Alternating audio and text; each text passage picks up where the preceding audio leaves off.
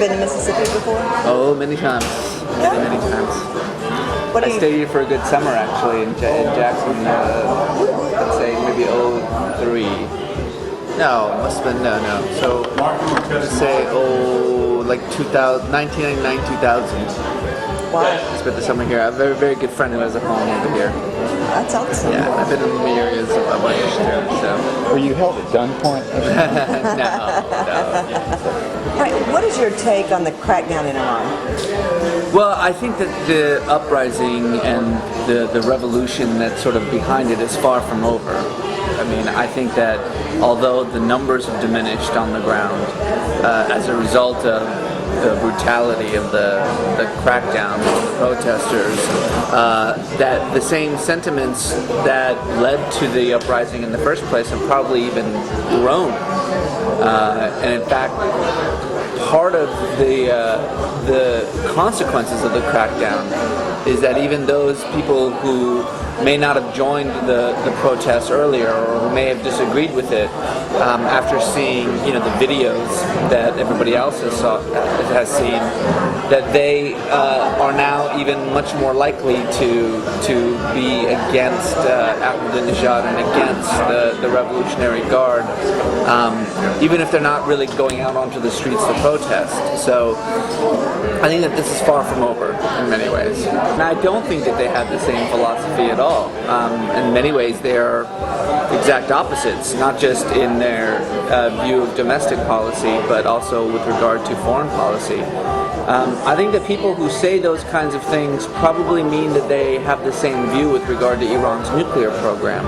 But that's because everybody has the same view with regard to Iran's nuclear program. Iran's civilian nuclear capabilities is a fait accompli. That's it. There's nothing more to talk about. Iran is going to have a nuclear program. It very likely will not have a weapons program, but insofar as there being a difference between the way that Mousavi or that Ahmadinejad thinks of that one issue, then no, there isn't any difference between them. I think in many, many other ways that they're almost opposites in the way that they think about Iran's role in the world and the way that they understand the importance of Iran opening up to the international community. No, in many ways they're quite different. Yeah, I mean, Ahmadinejad has an enormous amount of support, primarily amongst the rural poor and the villages, outside the major cities, and I would say mostly with the older generation. And Mousavi's support tends to be primarily in the cities, especially Tehran. I mean, you have to understand there's 70 million Iranians, and almost a third of them, I think, live in Tehran alone. I mean, it's a big city. And primarily amongst the youth. The youth make up about 70% of the population, but 70% under the age of 30, and about 50% under the age of 24. So the demographic shifts certainly favor a Mousavi candidacy. The truth is that, it wouldn't have been inconceivable for Ahmadinejad to have won this election. It would have been inconceivable for him to win by 2-1. Yeah, no question about that. Women have always been at the forefront of all the social and legal issues in Iran.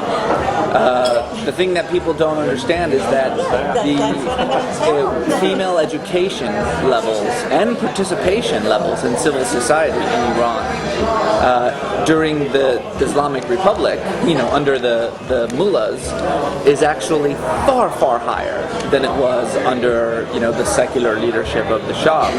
Women in Iran now enjoy about a 90% literacy rate.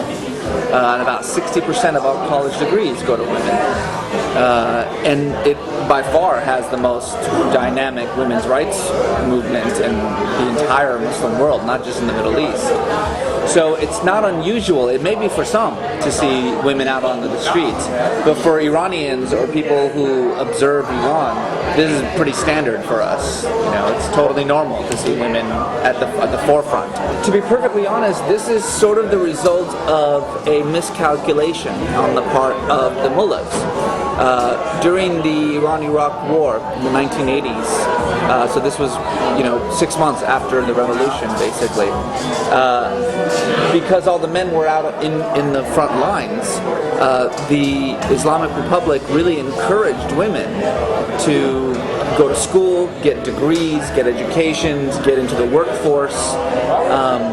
And that war lasted almost a decade. And when it was over, what the Republic had on its hands was this huge core of very well-educated, very well-experienced women who weren't about to go back home at this point. And they've, in a way, had to deal with the consequences of that. I think it's a mischaracterization to refer to Iran as theocracy. Iran actually has a very sophisticated constitution. It has usually the freest and fairest elections in the entire Middle East. This is a very new experience for Iranians, which is why you saw the uprising that you did, because elections aren't normally stolen in Iran. I mean, yes, there's corruption, yes, there's graft, there's corruption and graft in our election process, but nothing like this. You have a separation of powers, a freely elected parliament, a fairly independent judiciary. Iran is actually, in many ways, a democracy.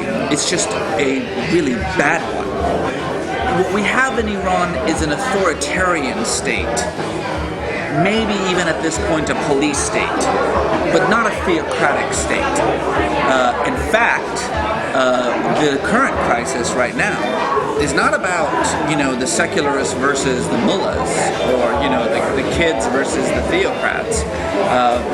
Many of the mullahs themselves, in fact, some high-ranking mullahs, the highest, the Grand Ayatollahs Montazeri and the Grand Ayatollah Sana'i, who are the two highest religious figures in all of Shia Islam, not just in Iran, have thrown in their lot with the reformists. As has Ayatollah Rafsanjani, that's probably the second most powerful man in Iran. So even the mullahs themselves have kind of split between those who support the reformers and those who don't. The question right now is much more about the military establishment in Iran. Where is sort of the military security apparatus in all of this that Ahmadinejad really represents? And for most Iranians, what they think is happening in Iran is nothing short of a military coup, which is why you see all these strange coalitions forming. This is about the very nature of the state itself at this point. It's not even about an election anymore.